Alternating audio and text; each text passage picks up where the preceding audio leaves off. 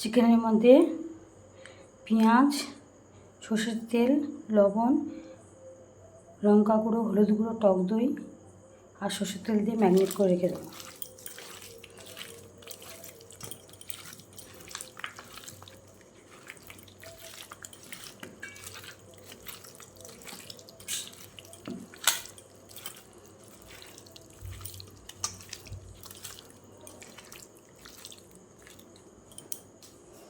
চিকেনটা ম্যারিনেট করা হয়ে গেল।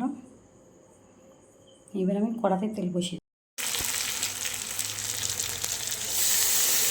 জলটা দিয়ে দিলাম।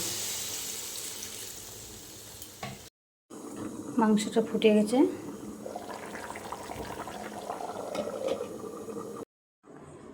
চিকেন কষাটা আমার রেডি হয়ে গেছে। যদি আপনাদের ভালো লেগে থাকে তাহলে আমার চ্যানেলটি সাবস্ক্রাইব করে দেবে। ফেসবুক থেকে দেখে থাকলে ফলো, লাইক, কমেন্ট এবং শেয়ার করে দেবে।